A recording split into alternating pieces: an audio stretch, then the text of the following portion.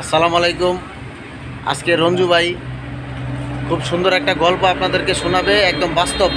মানুষের এখান থেকে অনেক কিছু শিকার আছে। রঞ্জু ভাই, গল্প শুরু করেন।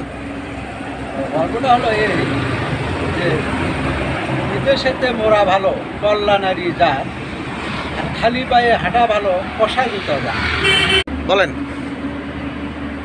বিদেশেতে মোরা ভালো কল্যাণারি জাত, খালি পায়ে হাঁটা ভালো কষা জুতা জাত। হুম। যার বউ বা যার স্ত্রী যার খারাপ, সেই লোকের বিদেশেতেই মোরা ভালো। আর যার জুতাটাই মানে তার হাঁটতে কষ্ট হয়, খসা পরে, এই করে সেই পরে, তার খালি পায়ে হাঁটাই ভালো। তার মানে অর্ধেক সেরা জুতা পরার চাইতে খালি পায়ে হাঁটা বেশি ভালো। হ্যাঁ। আচ্ছা। আর যার নারী, যার বউ খারাপ, তার বিদেশেতেই মোরা ভালো। এই কথাতে আমরা বুঝলাম যে অসৎ নারী দিয়া সংসার করার চাইতে না করা অনেক ভালো। হ্যাঁ। মানে অসৎ নারী বলতে বাজে নারী, বাজে মহিলা, এর নিয়ে সংসার করার চাইতে সংসার না করা অনেক ভালো।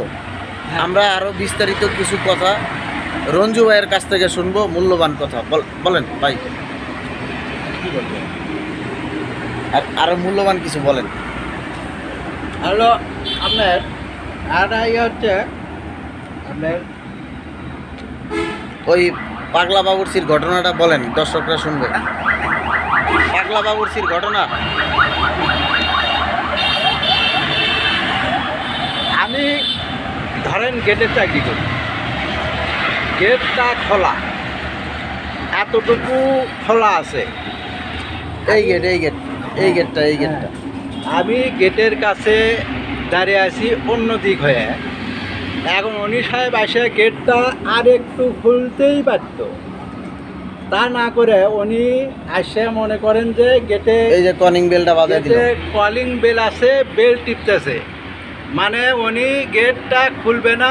আমি যে দাঁড়িয়ে আছি, আমি যে গেটম্যান, আমার থেকেই সে খুলে নেবে। উনি এসে মানে কলিং বেল চাপতেছে, তার মানে উনি বুঝাচ্ছে যে ও তো গেটম্যান, ও তো গেট খুলে দেবে, আমি কেন গেট খুলব? মানে ও তো সিকিউরিটি, ও তো হ্যাঁ, দারোয়ান, ওর কাজ ওর দিয়া করায় নিব। হ্যাঁ। অহংকারী মানুষ, তারে বলে অহংকারী মানুষ। হ্যাঁ, এই তো হলো দেশের অবস্থা।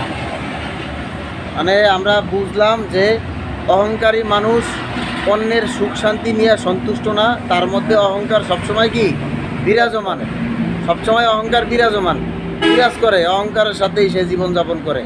আল্লাহ তাআলা